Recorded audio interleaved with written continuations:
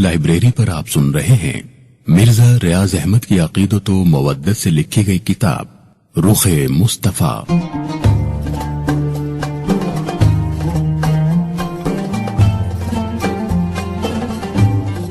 رخ مصطفیٰ part 10۔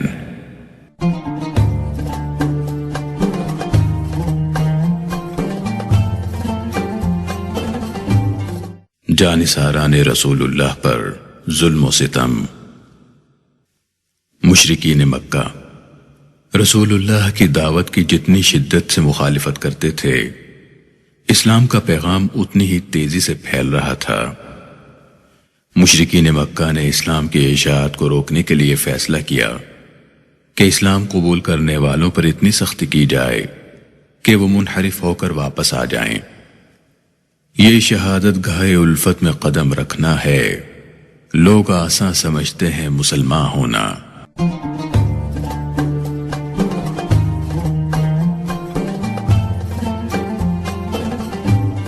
کفار مکہ نے ان پر ظلم و ستم کی حد کر دی، یہاں تک کہ ان کے جسموں کو لوہے کی گرم سلاخوں سے داغتے، گرم ریت پر لٹا کر ان کے چھاتی پر بھاری پتھر رکھ دیتے، سخت سردی میں ٹھنڈے یخ پانی میں ڈبوتے، گلے میں رسی باندھ کر بازاروں میں گھسیٹتے، اگر کوئی تکلیف سے کراہتا تو اس پر کہکہے لگاتے، اسے اسلام سے منحرف ہونے کی تلقین کرتے، مگر کفار کے ظلم و تشدد کی تمام کاروائیاں توحید و رسالت کے پروانوں کے ایمان کو متزلزل نہ کر سکیں۔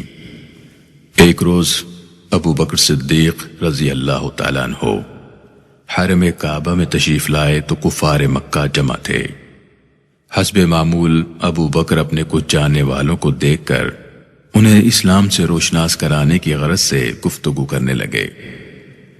ان کی علل اعلان تبلیغ کرنے سے وہاں بیٹھے ہوئے سب کفار غضبناک ہو کر بیک وقت ان پر ٹوٹ پڑے، لاتوں اور گھونسوں سے آپ کو مارنے لگے، جس کی وجہ سے ابو بکر زمین پر گر پڑے تو کفار مکہ نے انہیں اپنے پیروں سے رون ڈالا۔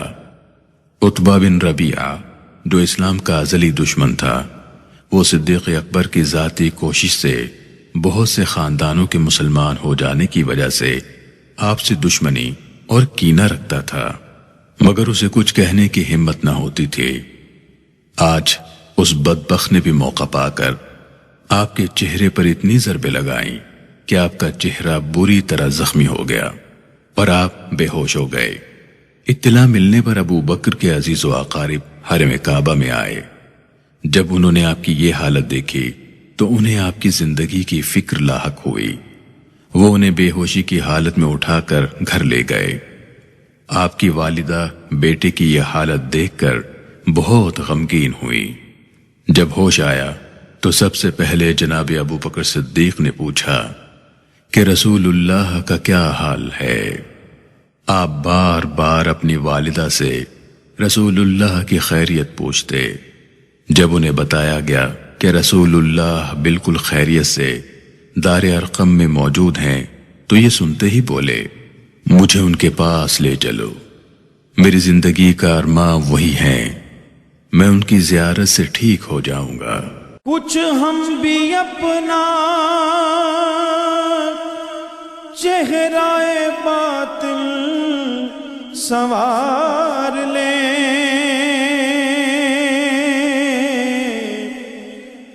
کچھ ہم بھی اپنا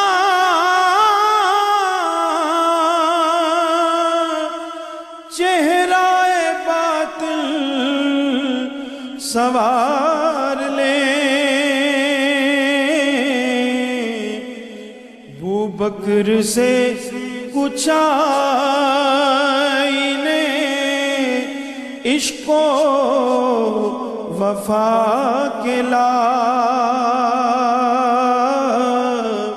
ابو بکر سے کچھ آئینے عشق و وفا کے لا۔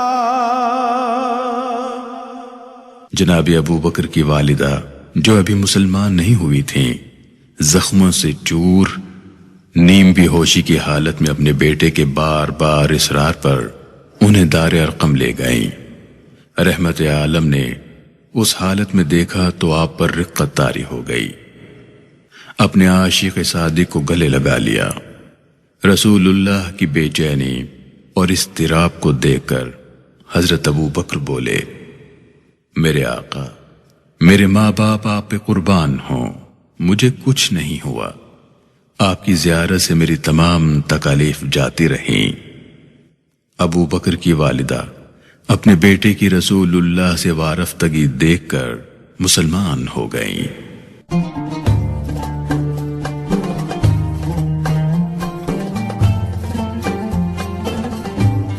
حضرت بلال حبشی رضی اللہ تعالیٰ عنہ مکے کے مشہور کافر امیہ بن خلف کے غلام تھے۔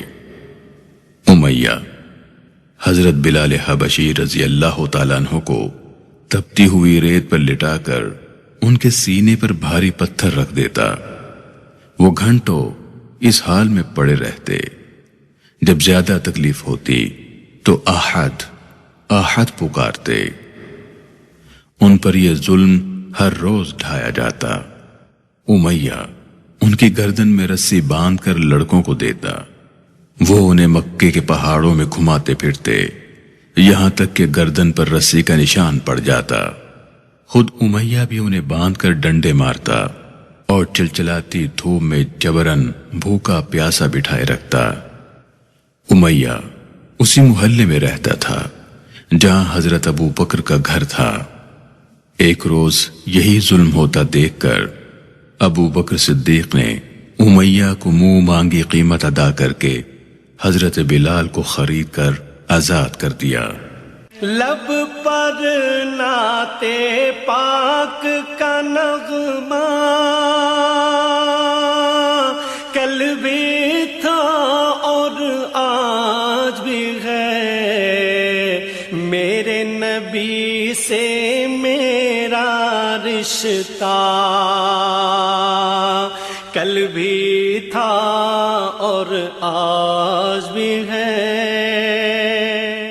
جناب ابو بکر صدیق نے ایسے 9 مظلوموں کو بڑی بڑی قیمت کے بدلے خرید کر آزاد کیا۔ حضرت یاسر اپنے بیوی بچوں سمیت مسلمان ہوئے تو کافروں کو سخت غصہ آیا۔ حضرت یاسر رضی اللہ تعالیٰ عنہ کافروں کے ظلم سے فوت ہوئے۔ ان کے بیٹے عمار جوان تھے۔ انہوں نے نہایت جواں مردی سے کفار کی سختیاں برداشت کیں۔ کافر انہیں روزانہ گرم ریت پر لٹاتے اور اتنا مارتے کہ وہ بے ہوش ہو جاتے۔ یہ ظلم دیکھ کر یاسر کی بیوی سمیہ پریشانی کے عالم میں کافروں کو بددعائیں دے رہی تھیں۔ کفار نے بے غیرتی اور بے حمیتی کا مظاہرہ کرتے ہوئے ان کے کپڑے پھاڑ ڈالے، جبکہ یاسر اور ان کا بیٹا عمار تپتی ریت پر بھاری پتھر کے نیچے دبے ہوئے تھے۔ ابو جہل نے برچی کا وار کر کے سمیہ کو شہید کر دیا۔ خالد بن سعید جب مسلمان ہوئے تو ان کے والد نے اتنا مارا کہ وہ لہو لہان ہو گئے۔ وہ مار کھاتے اور کہتے کہ میں مر جاؤں گا لیکن اللہ کے رسول کے دین کو نہیں چھوڑوں گا۔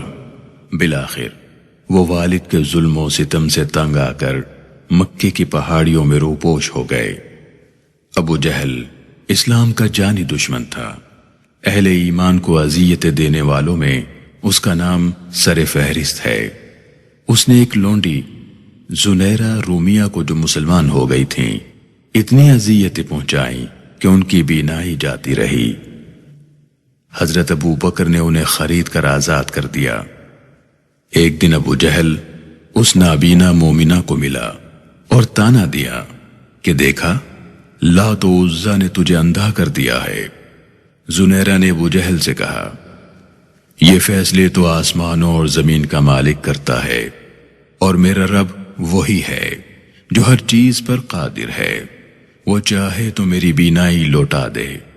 ابو جہل بکواس کرتا ہوا چلا گیا۔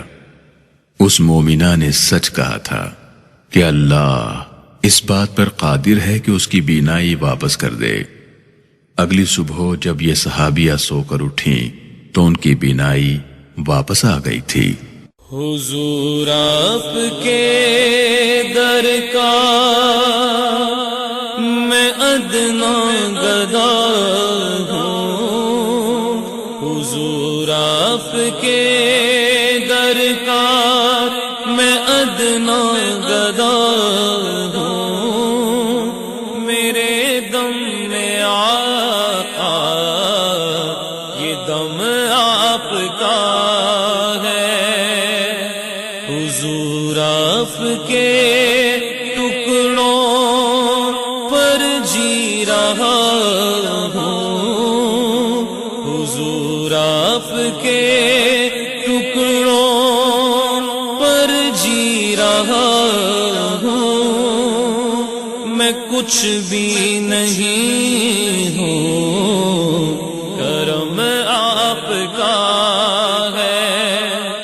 حضرت خباب رضی اللہ تعالیٰ عنہ کو دہکتے ہوئے انگاروں پر پیٹھ کے بل لٹا دیا جاتا، درد و کرب اور جلن کی تاب نہ لا کر بے ہوش ہو جاتے، مگر وہ ان تمام مصائب کو بڑی جوامردی اور صبر سے برداشت کرتے رہے۔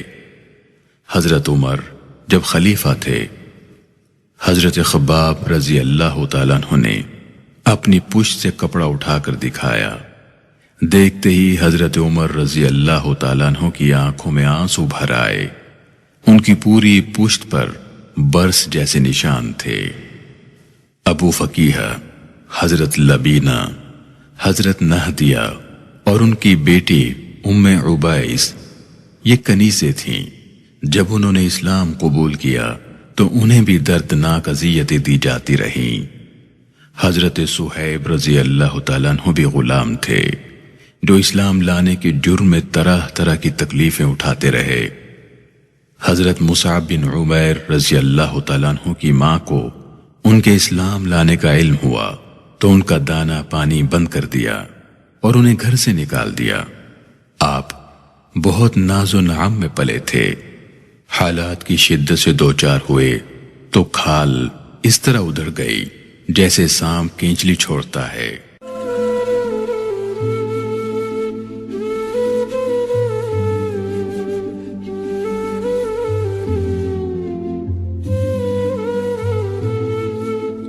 حضرت زبیر بن عوام رضی اللہ تعالیٰ عنہ رسول اللہ کے پھوپھی زاد بھائی تھے۔ ان کا شمار جلیل القدر صحابہ اور عشرہ مبشرہ میں ہوتا ہے۔ آپ کی والدہ حضرت صفیہ بنت عبد المطلب ہیں۔ زبیر کے والد فوت ہوئے تو ان کی پرورش والدہ اور چچا کی ذمہ تھی۔ آپ کا چچا نوفل بن خویلد بہت مہربان تھا۔ آپ کی عمر 16 برس کی تھی جب آپ حلقہ بگوش اسلام ہوئے۔ وہی چچا جو پہلے بہت مہربان تھا آپ پر ظلم و ستم ڈھانے لگا۔ وہ آپ کو چٹائی میں لپیٹ کر آگ سلگا کر دھونی دیتا، یہاں تک کہ دم گھٹنے لگتا۔ آپ کئی سال تک اس قسم کے ظلم و جبر کی سختیاں حوصلے اور صبر کے ساتھ جھیلتے رہے، مگر اسلام پر قائم رہے۔ لب پر نعت پاک کا نغمہ کل بھی تھا اور آج بھی ہے، میرے نبی سے میرا رشتہ کل بھی تھا اور آج بھی ہے۔ حضرت عثمان غنی رضی اللہ تعالیٰ عنہ نے جب اسلام قبول کیا تو ان کے چچا حکم بن ابو العاص کو اس قدر غصہ آیا کہ ان کو رسی سے باندھ کر مارا اور کہا کہ جب تک تم نئے دین کو ترک نہیں کرو گے میں تمہیں نہیں چھوڑوں گا۔ حضرت عثمان نے جواب دیا، خواہ کچھ بھی ہو جائے میں دین حق کو نہیں چھوڑوں گا۔ آپ کی یہ استقامت دیکھ کر آپ کا چچا آپ کو چھوڑنے پر مجبور ہو گیا۔ دوسری طرف سیدنا عثمان غنی رضی اللہ تعالیٰ عنہ کے مشرک عزیز و اقارب کی مخالفت اور سخت گیری برداشت سے باہر ہو گئی۔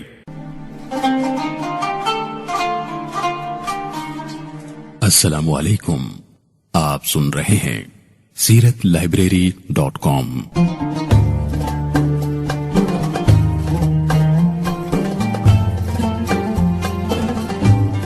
اسلام کی پہلی ہجرت۔ سرکار دو عالم صلی اللہ علیہ وآلہ وسلم کی اجازت اور ایما پر حضرت عثمان غنی رضی اللہ تعالیٰ عنہ اپنی اہلیہ سیدہ رقیہ بنت رسول اللہ کی معیت میں چند دوسرے مسلمانوں کے ہمراہ مکہ مکرمہ سے ہجرت کر کے حبشہ چلے گئے۔ اس ہجرت کے بارے میں رسول اللہ صلی اللہ علیہ وآلہ وسلم نے فرمایا کہ حضرت ابراہیم علیہ السلام اور حضرت لوط علیہ السلام کے بعد عثمان پہلے شخص ہیں جنہوں نے اپنے گھر والوں کے ساتھ ہجرت کی۔ یہ اسلام کی پہلی ہجرت تھی جو اللہ کی راہ میں اپنا وطن مکہ اور گھر بار چھوڑ کر اللہ کے حبیب پاک کی رضا سے حبشہ یعنی ایتھوپیا کی طرف کی گئی۔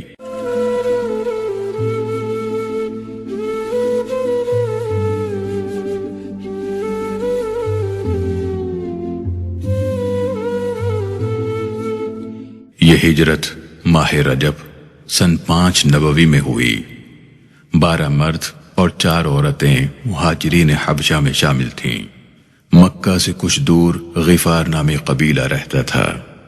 اس میں ابو ذر غفاری اور انیس غفاری 2 بھائی تھے۔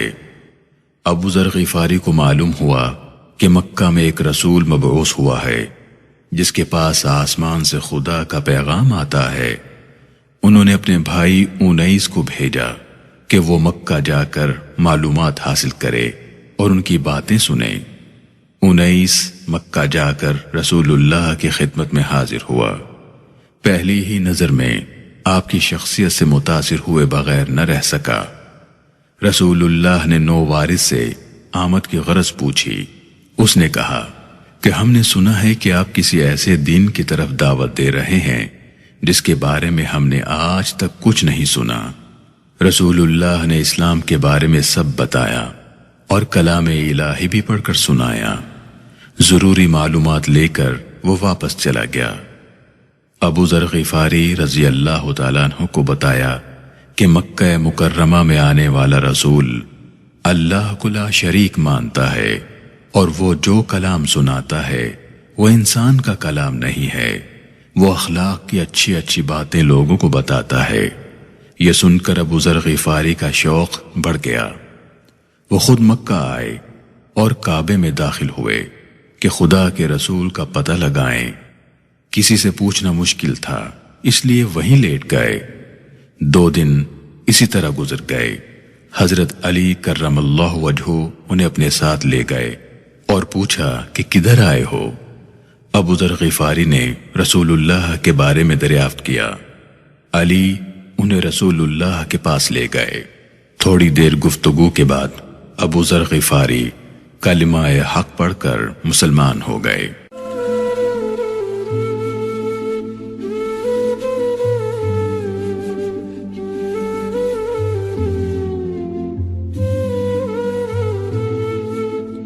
رسول اللہ نے ابو ذر سے کہا اس وقت خاموشی سے اپنے گھر چلے جاؤ۔ انہوں نے عرض کی خدا کی قسم میں اس کلمہ حق کو ان کافروں کے سامنے بلند آواز میں پڑھوں گا۔ یہ کہہ کر وہ مکہ معظمہ میں گئے اور بلند آواز میں کلمہ پڑھ کر اپنے مسلمان ہونے کا اظہار کیا۔ کفار نے جب سنا تو وہ ہر طرف سے ابو ذر غفاری پر ٹوٹ پڑے۔ سب نے مل کر ان کو خوب مارا۔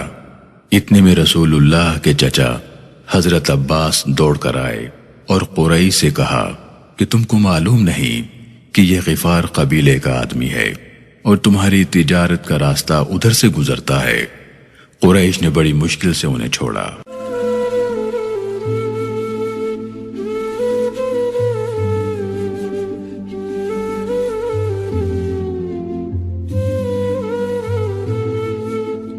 حضرت ابو جندل رضی اللہ تعالیٰ عنہ نے اسلام قبول کیا تو ان کے والد سہیل بن عمرو جو صلح حدیبیہ کے وقت مشرکین مکہ کی طرف سے نمائندہ تھا اس قدر برف رختہ ہوا کہ بیٹے کے پاؤں میں بیڑیاں ڈال کر ایک کوٹری میں قید کر دیا۔ حضرت ابو جندل کئی سال اس اذیت ناک قید میں پڑے رہے لیکن دین اسلام کو نہ چھوڑا۔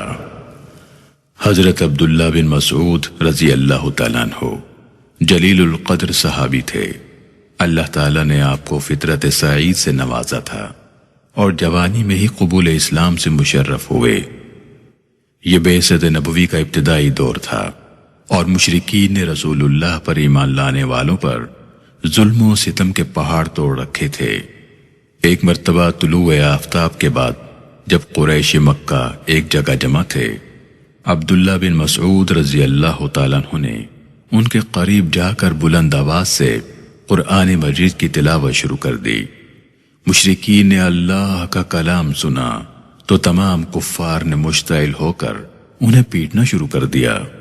عبداللہ بن مسعود کا چہرہ سوج گیا اور جسم سے خون بہہ نکلا، لیکن وہ عاشق صادق جوش ایمانی میں مار کھاتے ہوئے بھی قرآن مجید کی تلاوت جاری رکھے ہوئے تھا۔ سورہ مبارکہ کی تلاوت مکمل کرنے کے بعد ہی خاموش ہوا۔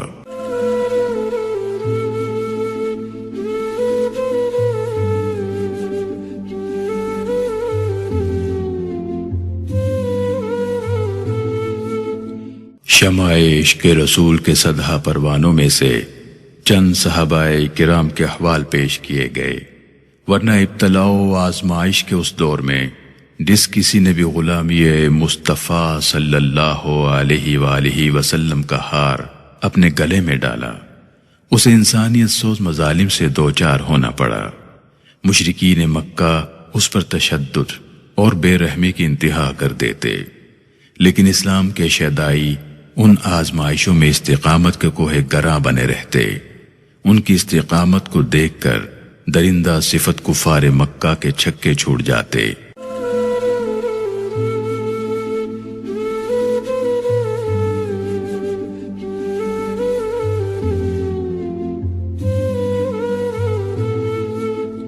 اہل ایمان پر مظالم کے اثرات۔ ظلم و جبر کے باوجود مسلمانوں کے حوصلے کو دیکھتے ہوئے مکے کے لوگ یہ سوچنے پر مجبور ہو گئے کہ آخر کیا بات ہے کہ مسلمان ہونے والے ہر ظلم و زیادتی برداشت کرتے ہیں۔ ان میں سے بعض مظالم کی تاب نہ لا کر شہید بھی ہوئے لیکن دین اسلام سے منحرف نہیں ہوئے۔ اس صورتحال کو جاننے کے لیے جب اہل ایمان کے قریب آتے تو خود بھی متاثر ہو کر اسلام لے آتے۔ ظلم و ستم کی داستانیں جب مکے سے باہر جاتی تو سننے والوں کو مظلوموں سے ہمدردی ہوتی، اس دین کے بارے میں جاننے کے لیے بے چین ہوتے۔ عمرو بن عیسیٰ، ابو موسیٰ اشعری اور طفیل بن عمرو دوسی مکے سے باہر کے رہنے والے تھے، اس دین کے بارے میں جاننے کے لیے بے چین ہوتے۔ عمرو بن عیسیٰ، ابو موسیٰ اشعری اور طفیل بن عمرو دوسی مکے سے باہر کے رہنے والے تھے اور یہ تمام حضرات اسی طرح ایمان لائے۔ ان میں سے کچھ اپنے علاقوں میں واپس گئے اور رسول اللہ کی ہدایت پر تبلیغ دین شروع کر دی۔ اسلام کی تعلیم مکے کے حصار سے نکل کر قرب و جوار میں پھیل گئی۔ یہ بات مشرکین مکہ کے لیے اور بھی تکلیف دہ تھی، لیکن اسلام کی اشاعت روکنا اب ان کے بس میں نہیں تھا۔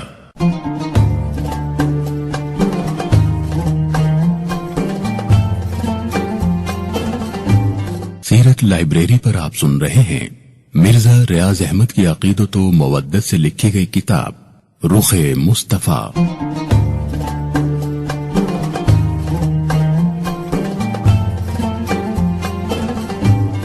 مشرکین کے لیے سب سے تشویشناک موقع حج کا تھا، کیونکہ اس وقت ہر طرف سے قبائل عرب جوق در جوق اپنے سرداروں کی معیت میں مکہ اکٹھے ہوتے۔ رسول اللہ اپنا پیغام پھیلانے کے لیے ان کے پاس جاتے۔ سرداران مکہ کا رعب یا خوف جو اہل مکہ پر ہو سکتا تھا وہ باہر سے آنے والوں پر ممکن نہ تھا۔ ظاہرین مکہ بغیر کسی تعصب اور رعب کے دعوت کو قبول کرنے میں اپنی آزادانہ رائے قائم کر سکتے تھے۔ تحریک محمدی کے خلاف ان کے دلوں میں پہلے سے کوئی بغض نہ ہوتا۔ حج کا موسم قریب آیا، قریش جانتے تھے کہ اب عرب کے وفود آنا شروع ہو جائیں گے، اس لیے وہ ضروری سمجھتے تھے کہ رسول اللہ کے متعلق کوئی ایسی بات کہیں جس کے باعث زائرین کے دلوں پر آپ کی تبلیغ کا اثر نہ ہو۔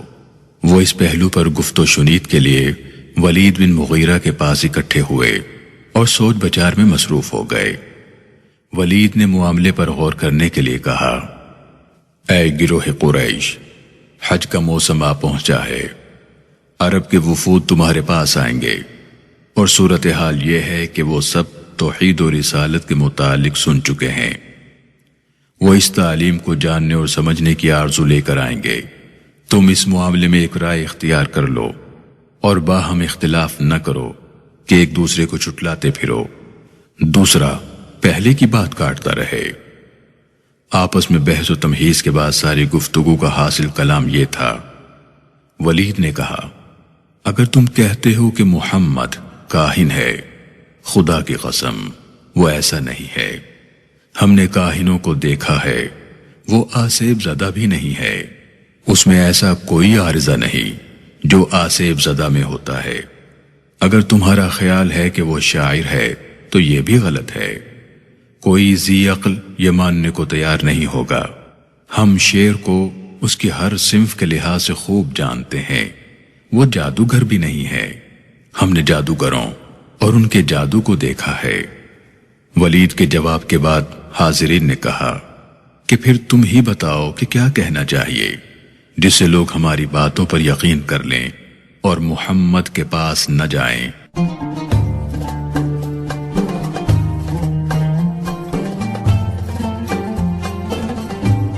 بالآخر ولید بولا، خدا کی قسم محمد کی بات میں بہت مٹھاس ہے اور سننے والے کے دل پر اثر کرتی ہے۔